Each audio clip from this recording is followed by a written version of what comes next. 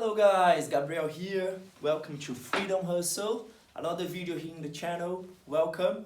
And in today's video, I have really exciting news because Uber Eats is accepting new drivers in the UK. And this is after a long time that they don't do it, but they are giving out referral bonus for new drivers. And I have a referral code for you if you're watching this video. So any new driver that signs up can get £100 just for signing up for Uber. And yeah, I don't even remember the last time they did that in the UK. So yeah, it's really good news if you want to become a driver. And if you are already a driver, we'll be talking about in this video how is the job, what do you actually do in the job. So it's good for new drivers and also good for drivers if you are a driver, because I'll be giving you tips here on how to make more money, how to be more efficient in the job, and how to make it work properly so you can make more money per hour. Okay guys, before jumping into the video then, I just want to ask you to subscribe to the channel. We now have 93 subscribers and we only missing 7 to reach 100. So please, if you're not a subscriber and you want to know more about side hustle content, making money through food delivery, through vintage reselling, and through home office work from home jobs, please subscribe because I will be recording videos here about that. Okay, I'm Gabriel. I am Portuguese Brazilian and I live in the UK for the last 8 years. Alright, I'm settled here and I talk about making money in the UK with my own experience. Alright guys, okay, going to Uber Eats. Uber Eats driving job, for me, it's considered a side hustle, alright? Of course, it can also be a full-time job. If you don't have any job and you need money for tomorrow, for yesterday, you can do Uber Eats as full-time, food delivery service in general. When I say Uber Eats, you can also think about like Deliveroo, Uber Eats, Just Eat, all these types of jobs. Shh. Shh. Tá vendo? Can you see I have a little monster here? It's my dog Spotsy. Shh, let me record a video, mate. Yeah. So, in my opinion, it's considered a side hustle. And it's really good if you want to make extra money on top of your current salary, on top of your job. If you don't make enough money on your job and you need this extra income because now everything is so expensive, Uber Eats food delivery service is the best thing you can do. Alright? But if you don't have anything else, it can be your full-time job, your temporary full-time job. Okay? So going to talk about the job now. When you're going to sign up for Uber Eats, and you can go down in the description, you have my referral link and you're gonna make £100 if you use my referral link. I also will leave a guide for you, totally free. If you want to have a step-by-step guide on how to sign up for Uber Eats, I also can give you that for free. It's in the description. Okay? But what you need to do to sign up is very simple. They will ask for a vehicle and insurance. So if you have a motorbike, you're gonna need to have your motorbike and you're gonna need to have fast food insurance, okay? And if you're gonna do in a car, you need your car, and your fast food insurance, alright? To do a food delivery insurance, there is a company called Zigo. Zigo is the company that I use to do my food delivery insurance, and you can choose from monthly payments, yearly payments, or pay-as-you-go payments, where they just discount the money from you. You top up £10, £15, and that money it's going down as you work. That £15 go decreasing per minute. As minutes that you work, the top up money goes down, and then you have to top up again when it reaches £5. It's very easy, the food insurance. So you need the vehicle, you need fast food insurance, you need a driving license. Driving license can be European or can be UK driving license. When I started, I used EU driving license, so I use my Portuguese driving license. And you also need your right to work, okay? So you need to prove that you have the right to work in the UK. In my case, it's the EU settlement scheme. I have a share code, and Uber Eats will ask you for that share code as well, alright? And that's pretty much all the requirements they have. They don't ask you to have a license, a private hire driving license. They don't ask for that. The only thing that is unusual that they ask is the fast food delivery insurance, all right? But there's a thing here.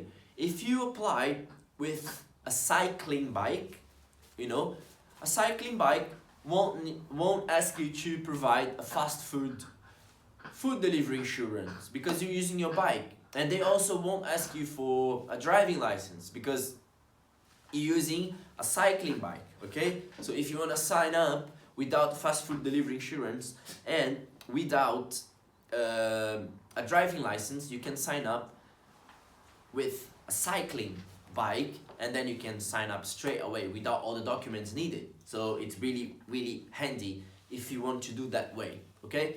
But in my opinion, the best thing to do is to have a motorbike or to have a small car, 1 liter car, and I talk about that in the other videos. The best vehicles to work, because if you work this job and you do this job not efficiently, it can cost you money. If you have a bad car and that car breaks down, you're gonna make money doing Uber Eats food delivery, but your car breakdown will cost you a lot of money, and in the end, you're not gonna make any money, and you're just gonna spend money with your car, which is not efficient way to do it. Okay? Alright, so that's how you sign up. It's very straightforward. Then they're gonna ask you for a DBS check. You're gonna do the DBS check. After the DBS check is completed, you can open your app and go online. Alright? Now, let's go to the practical side of the job. When you're working online and doing the orders, what are you gonna expect? What happens in the streets? How much you can make? What's the challenges you're gonna face? What is the, the problems, the solutions, how to make the job work for you if you're a beginner. All right, we'll be talking about that now. So, when you get your app and you put it online, the first thing you need to do is go and stay near restaurants, all right? So my point is always McDonald's. I always stay near McDonald's because here where I work, there is a McDonald's and there is a Sainsbury's just next to that McDonald's. And I work with 2 accounts. I work with Uber Eats account and I work with Deliveroo account. And we'll talk about that later on in the video, how to maximize your earnings using 2 accounts. But let's just stay with Uber Eats for now. So I stay near McDonald's because McDonald's is the best restaurant with the volume of orders. McDonald's is by far the restaurant that has more orders because people order McDonald's a lot. People are addicted to McDonald's and McDonald's gives us more orders, alright? At the same time, McDonald's also have more drivers around because all the other drivers think of it and they go next to McDonald's and they stay around McDonald's. So depending on your area, staying near McDonald's can be good or can be bad. You need to see if there's too many drivers there and the orders are not big enough, then maybe you need to find another location to stay. But when you start working, you need to have a base. That's what I mean. You need a base. You need to have your base and you need to find that base where you have more restaurants around and you can collect orders from all those restaurants. You have more chances to get orders. So find a base that will have nice restaurants around with good amount of orders, all right? So first thing is the base, all right? Second thing, when you're choosing orders, you need to choose orders that pays you accordingly with the miles, because when you start working, Uber Eats will give you orders that will pay you not much and will take you far away. So every order you get, you need to analyze. This order is paying me £3, but it's taking me 4 miles away. Bad orders. You need to always see the miles that you're going, and the payment needs to be bigger than the miles to complete that order. For example, I'll tell you a good order here. If I'm there on my app and pops up an order, new order, and I see that to complete that order, I will need to drive 2 miles to complete that order, and he's paying me £5 for that order. So it's a good order because it's only 2 miles and it's paying me £5 for that 2 miles delivery. So it's a good one. But if I'm there waiting for that order and I have an order and it's gonna take me 5 miles to complete that order and it's paying me the same £5, I would cancel it. I would just reject orders. Reject this order because it's paying me £5 to go 5 miles. No, not good. If it's gonna take me 5 miles to complete that order, I need to make at least between £8 to £10. Alright? So you need to be always paying £3 more or £2 more than the miles, because you have many risks when you take collecting an order. Now let's talk about the process collecting orders. Alright, you get that order, and when you go to collect the order, you have some risks. Alright, the first risk you're taking is going to a restaurant, and the waiting time for that restaurant can be long. So if you getting that order that will pay you not much for the miles you're covering, and you go there and you still have to wait a long time until the restaurant give you the order to deliver, then you're already wasting money. So that's one risk.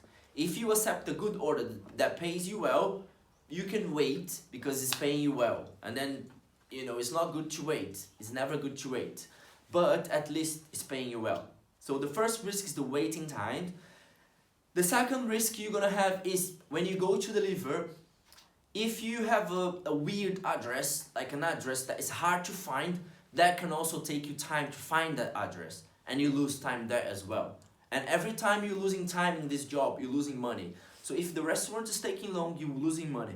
And if the address is hard to find, you're also losing money. Okay? But bear in mind that this doesn't happen very often, alright? Most of the restaurants are quick, but some of restaurants can be long, and most of the addresses are easy, alright?